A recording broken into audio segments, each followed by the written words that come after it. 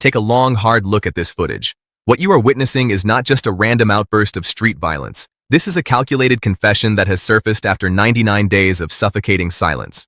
When Nancy Guthrie's neighbor finally prepared to reveal the secrets he had meticulously recorded in his private diary for nearly 3 months, Tommaso Cioni was left with no choice but to strike. But this aggression was not born of mere anger. It was an acute panic response from a man who realized his shadow was finally being caught by the light of the truth. In today's deep dive investigation, we will dissect 3 critical questions that are about to permanently shift the trajectory of this case. First, why did Tommaso Cioni storm out of Nancy Guthrie's home in a state of absolute fury exactly 72 hours before she vanished? Second, where exactly did the neighbor spot Tommaso Cioni's vehicle on that fateful night, traveling along a restricted secret route? And finally, the most haunting question of all, what exactly is written in those secret notes that forced Tommaso Cioni to commit a brutal assault in broad daylight? By the end of this documentary, you will understand that the disappearance of Nancy Guthrie may not be the work of a mysterious stranger, but a cold, domestic conspiracy. After 99 days, the truth is no longer buried. It is screaming to be heard. The illusion of a normal, quiet life is a powerful deception. For the past 99 days, this neighborhood has been gripped by a silence that felt heavy, almost artificial. Nancy Guthrie, an 84-year-old woman whose life was defined by a predictable and rigid routine, suddenly vanished into thin air. But 3 days before that disappearance, on a cold February morning, the neighbor witnessed an anomaly. He saw Tommaso Cioni storming out of Nancy Guthrie's residence.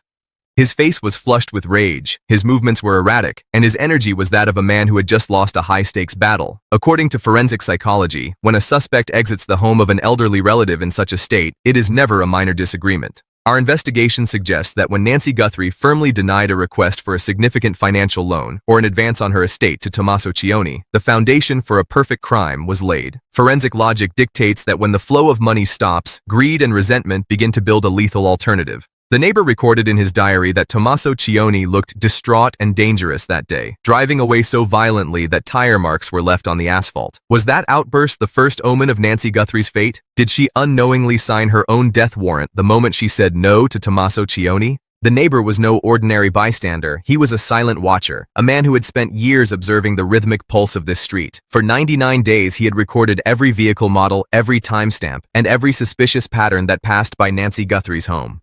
On the night of the kidnapping, while the rest of the neighborhood slept, he documented a specific vehicle traveling with its headlights extinguished. It was moving along a path locals call the secret route, a restricted access road that bypasses all major surveillance cameras. This is the exact detail that the neighbor attempted to confront Tommaso Cioni with. When the neighbor mentioned this secret route and the dark vehicle, Tommaso Cioni suffered a complete psychological breakdown.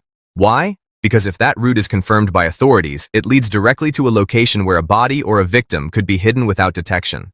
Tommaso Cioni's attack on the neighbor was not an act of defense. It was a desperate attempt to destroy a witness. When the truth is cornered, a predator has only 2 choices: flee or silence the threat. Tommaso Cioni chose to silence the threat.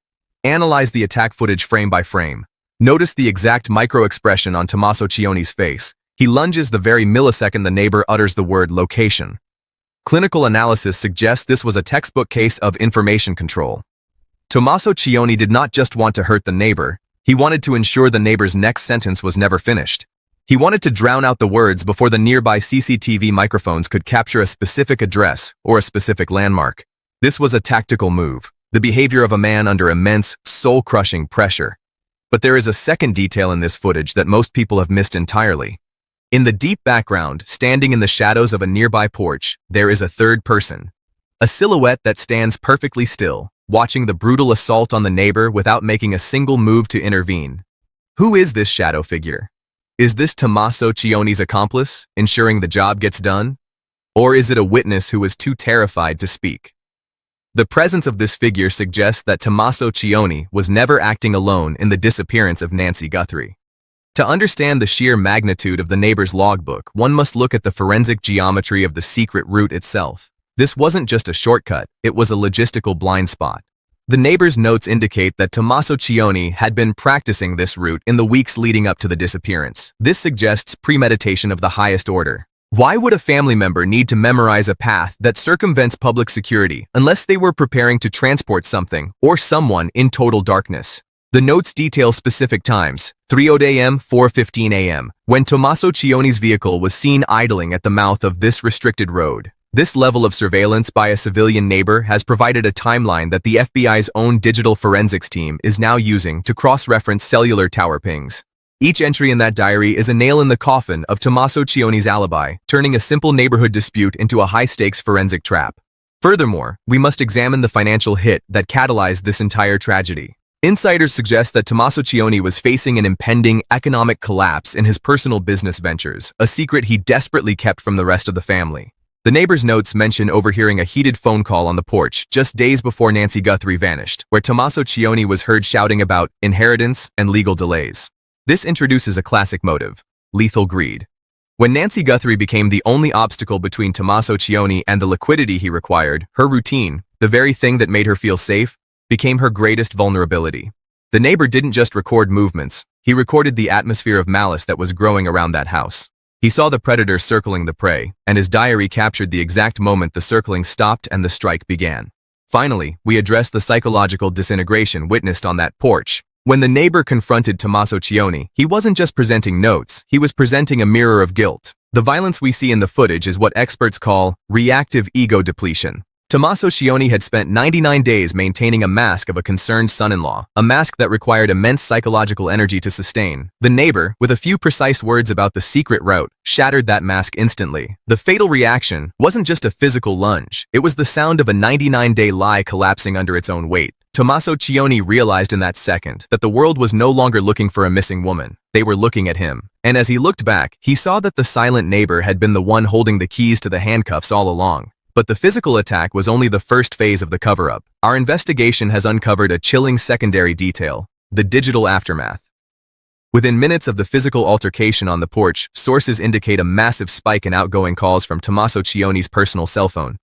These were not calls to the police to report a dispute. These were rapid, short-duration calls, bursts of communication that lasted less than 30 seconds each. In the world of criminal forensics, this pattern is known as a burn protocol. It is the behavior of a suspect frantically attempting to alert accomplices that a leak has occurred, or desperately trying to ensure that a secondary location is secure. Who was on the other end of those encrypted calls? Was it the third person seen lingering in the shadows of the footage, or someone else entirely? The absolute silence that followed these rapid-fire calls suggests a terrifying reality. Whatever mess the neighbor had uncovered, the final cleanup had already been activated. 99 days missing. This case has officially transitioned from a missing person inquiry into a full-scale criminal conspiracy. Every road, every piece of forensic evidence, and every witness statement now points toward a single individual: Tommaso Cioni.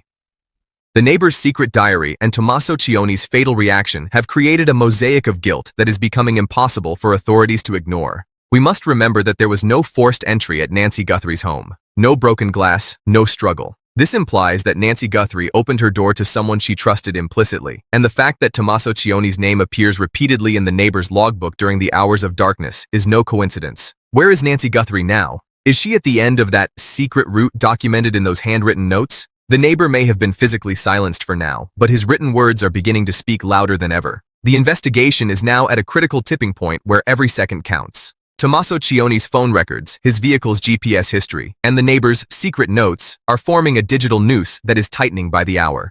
Our team is currently finalizing the Day 100 update, where we will reveal the high-resolution digital maps of the secret routes recorded by the neighbor. We will also analyze the identity of that third person standing in the shadows of the footage. The truth is no longer a distant possibility, it is an imminent reality. To take this investigation further and join us in the campaign for justice for Nancy Guthrie, subscribe to the channel and press the bell icon so you don't miss the Day 100 update. The next revelation will likely be the one that breaks this case wide open, because we do not stop until every secret is unmasked. Logic, evidence, and forensic speculation.